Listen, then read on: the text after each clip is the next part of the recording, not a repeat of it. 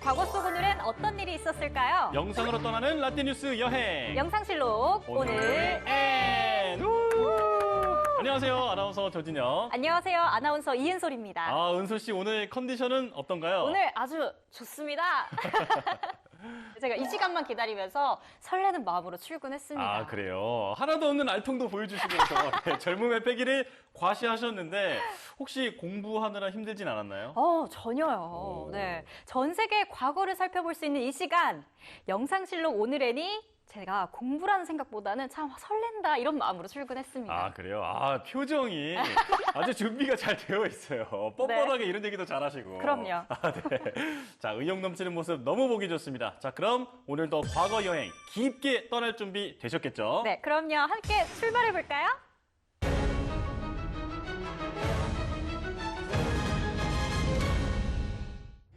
(1980년 9월 22일) 이라크군이 이란을 전격 침공했습니다. 이른바 이란-이라크 전쟁의 시작이었는데요. 1975년 두 나라 사이에서 체결된 국경협정을 파기한 것이 이 전쟁의 원인이 됐습니다. 알제 협정으로 불리는 이 국경협정은 페르시아만으로 흘러들어가는 샤트 알 아랍 수로의 지배권과 호르무즈 해협에 있는 세 개의 도서의 지배권을 이라크가 갖는다는 것이었는데요. 두 나라 다 이슬람권 국가 아닌가요? 맞아요. 그런데 문화가 다르고 같은 이슬람교라고 하더라도 서로 다른 교리를 따르고 있었기 때문에 이전부터 조금씩 갈등이 있었던 사이입니다. 그렇군요. 1979년 이란이 이슬람 혁명에 성공하자 사담 후세인이 집권한 이라크는 압도적인 군사력을 배경으로 국경협정을 파기하는 군사 행동을 일으켰습니다. 이라크는 그 후 이란이 혁명의 후유증으로 내홍을 겪는 틈을 타 1980년 9월 22일 선제 공격에 나섰는데요. 당시 이란과 이라크군은 서로 석유 산지를 집중 공격했습니다. 석유 산지면 작은 공격에도 피해가 굉장했을 것 같은데요. 맞아요. 그 과정에서 세계 최대로 알려진 이란의 아바단 정유 공장이 불타고 많은 석유 시설이 파괴됐습니다. 이란의 세계 도시를 점령한 이라크의 사담 후세인 대통령은 이란에 휴전을 제안하지만 이란의 지도자 호메이니는 휴전 제안을 일축했는데요. 전쟁 초기 승리를 계속하던 이라크군은 예상했던 것보다 훨씬 강한 이란군의 저항에 부딪혀 전쟁이 교착 상태에 빠지기도 했습니다. 전쟁 발발 8년 뒤인 1988년 8월 22일 경제 악화와 군사력 열세를 느낀 이란이 유엔의 정전 결의안을 받아들임으로써 이란-이라크 전쟁은 막을 내리고 두 나라 사이의 국교가 회복됐습니다. 그럼 이번엔 1981년으로 가보겠습니다. 1981년 9월 22일 프랑스의 초고속 열차 떼제베가 시험 운행에 나섰습니다. 파리에서 리옹까지 최고 운행 속도 시속 300km, 평균 속도 260km로 달렸는데요. 그럼 떼제베 이전에도 고속 열차가 있었나요? 맞아요. 그런데 일본에 있었죠. 일본 신칸센이 1964년에 최초로 만들어진 고속선입니다. 떼제베는 세계에서 두 번째 고속 전철이었는데요. 신칸센도 안정감으로 유명하지만 이 당시 떼제베가 컵에 담긴 그 물이 거의 흔들리지 않을 정도의 안정감을 보여주면서 사람들이 많이 놀랐다고 합니다. 우와, 신기하네요. 당시 차창 밖의 차들보다 2배 이상 빠르게 달린 떼제베는 예정대로 리옹에 2시간 40분 만에 도착했습니다. 일반 열차의 소요 시간보다 1시간 10분이 단축된 건데요.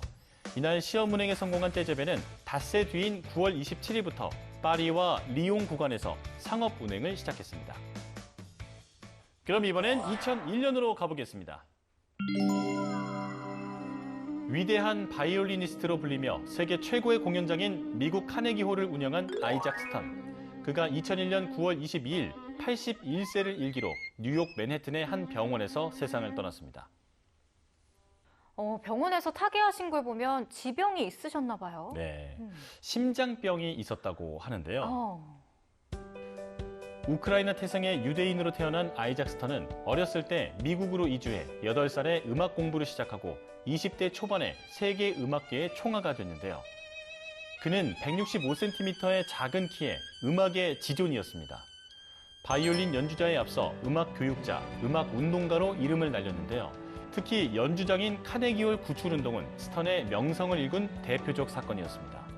1891년 뉴욕 맨해튼에 개관한 카네기홀이 부동산 개발업자에게 팔려 1955년 헐릴 위기를 맞자 아이작 스턴은 시민위원회를 만들어 카네기홀 지키기에 나섰는데요. 카네기홀을 어떤 방식으로 지켜낸 건가요? 네. 카네기홀은 음악가들의 영감이 숨쉬는 문화유산이라고 외치면서 불도저가 버티고 선 홀 앞에서 항의 집회를 주도했는데요. 그리고 홀을 되사는 데 필요한 모금 운동도 펼쳤습니다. 아, 정말 대단한 일이죠. 네, 음악을 사랑하는 마음이 정말 대단했네요. 결국 뉴욕시가 카네기홀을 매입했고 홀이 새 출범하던 1960년부터 스턴은 카네기홀 회장을 맡았습니다. 그리고 카네기홀 관계자들은 스턴의 의지와 열정을 기려 1997년 대연주장을 아이작 스턴 오디토리움으로 명명했습니다. 와, 정말 대단하신데 혹시 내한하신 적도 있으실까요? 있습니다. 오. 1997년 서울 세종문화회관에서 바이올리니스트 장영주, 첼리스트 장한나, 요요마와 함께 무대에 서기도 하셨습니다. 그때 저는 2살이었는데. 아, 그래요? 네. 아, 응이에요? 네. 이뿐만 아니라 9월 22일에는 또 다른 역사도 많았는데요. 1994년에는 뽀빠이를 그린 만화가 자겐도르프가 사망했습니다. 뽀빠이 보신 적 있으세요? 제가 어렸을 때 이게 그 세대까지는 아닌데 네. 그림은 정말 많이 보고 자랐죠. 저도 본 적은 없고 과자 같은 거 많이 먹었던 것 같아요. 아, 뽀빠이 과자. 네. 아, 그렇죠. 맞아. 시금치 먹어라. 그렇죠, 이런 거. 그렇죠. 네. 맞아, 맞아. 그리고 1976년에는 브라질의 축구 선수 호나우두가 태어났습니다. 호날두 말고 호나우두죠? 그렇죠. 네. 스펠링은 같거든요, 사실. 네. 브라질의 선수 전혀 다르게 생겼고요. 추갈못이어가지고. 그런데 이 호나우두는 정말 전성기 때 축구 실력이 어마어마한 선수였습니다. 1996년에는 만 20세 피파에서 뽑은 세계 최고의 선수로 선정되기도 했죠. 가장 좋아하는 선수인가요? 그건 아닌데 사실 호나우두는 그 당시에 네. 이견이 없는 그냥 세계 최고의 선수 하면 누구? 무조건 인정한. 호나우두. 네, 그 정도의 선수였어요. 대단하네요. 그리고 1971년에는 남북한 직통 전화가 개통되기도 했습니다. 판문점에 설치됐던 그 전화 맞죠? 맞아요. 판문점 우리 측 자유의 집과 북한 측 판문각 사이에 설치된 직통 전화였습니다. 자, 이렇게 오늘도 열심히 과거 속으로 달려봤는데요. 영상실록으로 만나본 오늘의 과거, 여러분은 어떠셨나요? 그럼 다음 시간 더 알찬 이야기로 만나요.